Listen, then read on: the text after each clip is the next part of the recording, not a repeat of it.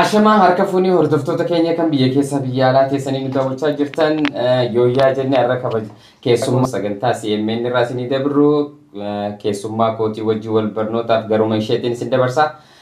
Mee keessummaa koo wal baradhu daawwattoota keenya wajjin. Ani maqaan kiyyaa Sittiinaa Adam jedhama. Iddoon dhaloota kiyyaa Madda Walaabuutii.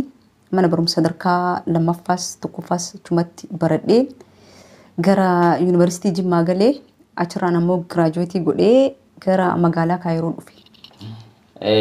Digirii lama qabda jechuun dhagee waa lamaan eebbifamtee baatee jira. Dhugaadha moo akkam? Dhugaadha. Nama digirii lama qabu kan Kaayiroo keessa jiru jechaadha. Gara numaamee gara gaafii kootiittiin isin dabarsaa. Gaafiin koo inni jalqabaa mee Sittiinaa hiriirri dubartii biyya teenya keessa gaggeeffamaa jiru kana mee akkamiin ilaalta, akkamitti ibsita? Waa'ee hiriira qarree amma magaalaa Oromiyaa keessa gaggeeffamaa jiru kanarratti ilaalchisee yaada hin qabu.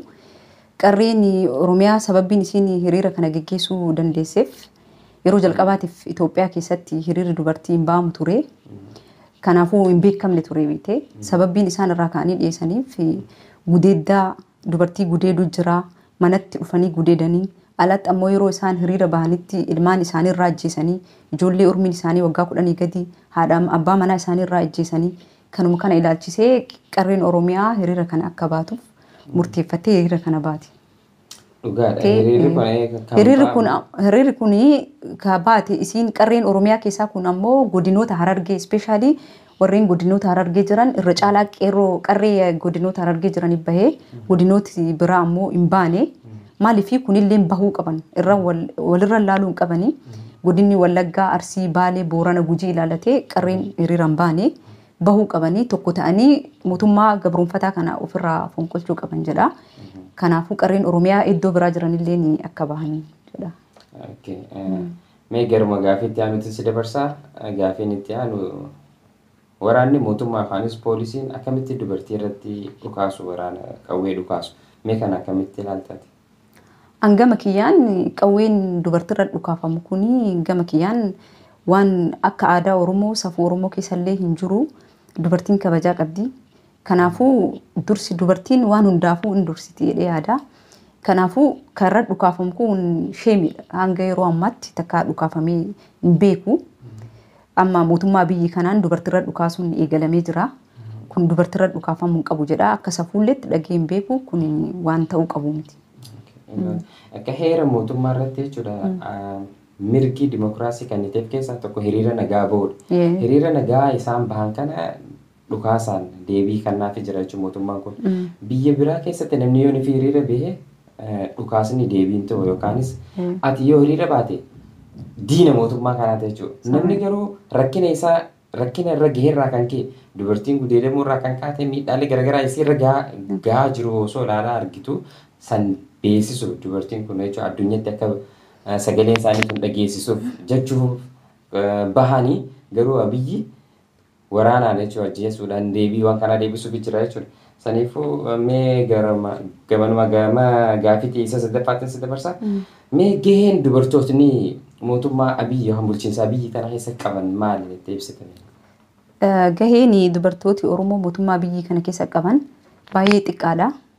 Keessattuu dubartooti Oromoo haga iddoo sadarkaa gadaanarraa haga oliititti gahee guddaan qabanii yoo ta'es dubartoota saboota biraati kan bakka guddaa jiranii dubartooti Oromoo gahee guddaan qabanii ilaalchi sababbiin kun ta'eef ammoo ilaalchi mootummaan kun Oromoof saba Oromootiif qabu ilaalcha gadaanaa fi ilaalcha gaarii waan hin ta'iniif dubartiin Oromoo caasaa jiran keessatti gadi qabamanii jiran gahee guddaan qaban.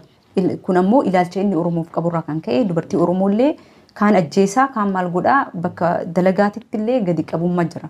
Baay'ee ijoollee Oromoo ta'an hundaa gadi waan qabuuf kun ilaalcha inni Oromoo fi waan gaarii hin qabne argisiisaa jedhee yaada. Sirriidha. Akkuma dhugaatti sadarkaa ministeeraatti dubartiin Oromoo eessa jirti? Sadarkaa ambaasaadarootaas yeroo ilaallu jaratti sabni biraa jiru jira. Oromoon arginu hin jiru. Sadarkaa naannoottis hin biccata jechuudha. Saniifuu mee dhimma kana abiyyi yeroo nufi jalqaba koruu dhiiraa fi dhalaa wal qixxeessuuf jedhee dubartii haaf godhee ture ministeera. Sana keessaa Oromoon eessa jirti yoo jenne garuu hin jirtu. Hin jirtudha. Okay, hayyee mee gara gaafii itti aanutti si dabarsaa. Gaafiin koo inni itti aanu gaheen dubartiin Oromoo qabsoo keessattuu qabdu maali mee maal sitti fakkaata? Gaheen dubartiin Oromoo qabsoo Oromoo keessa qabdu yeroo durii keessatti gaheen dubartii Oromoo guddaa ture.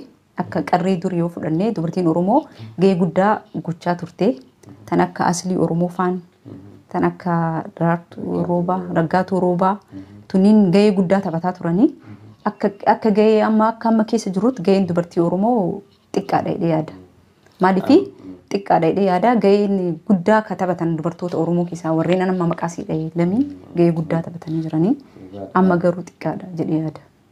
Ammas bifuma dubartiin hiriira bahuutiin amma dubartoota keenya kan Oromoo keessaa isa sammuu qabu fakkeenyaaf kan akka Xayyibaa fa'aa yoo fudhanne aangoo of jalaa ari'uun yookaan buusuun dhahuudhaan if jalaa dubartummaan argitee akka sadarkaa hayyuutti sadarkaa waa marrootti waa hoogganuutti jechuudha. Sadarkaa sana kan geenye mootummaan kun jala dhawaa jira waan akkasii mul'isa beekta.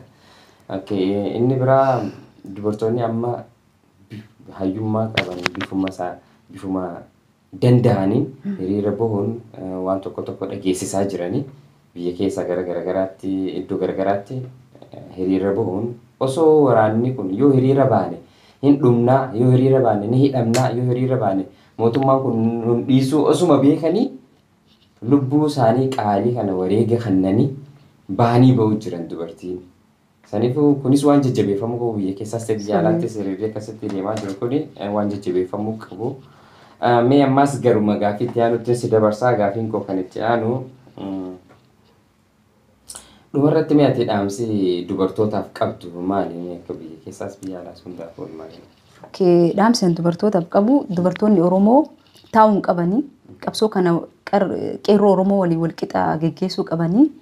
Kanaafuu irra wal eeguu osoo hin ta'in godinni tokko bahee tokko taa'u miti. Maaliif wanni godina sanarra gahee borganama godina kanarra illee ni gaha waan taateef kanaafuu jabaatanii Oromoon hunduu tokko waan taateef tokkummaa uumanii qarreen gara biyya hundaatiyyuu akka qarree fakkeenya akka qarree Harargeetitti hundi isaanii bahanii gahee isaanii ittiin ba'atuu qabanii qabsoo kana cimanii itti fufuu qabanii mootummaa gabrummaa kana ofirraa fonqolchuu qaban jedhee yaada.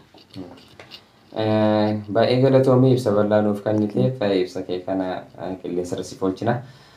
Daawwattoota keenya kabajamoo fi jaallatamoo sagantaa keenya guyyaa har'aa asuma irratti goolabna. Sagantaa itti aanuun amma walitti deebinutti har'aaf asuma irratti goolabna. Nagaan nu tura. Nagaatti.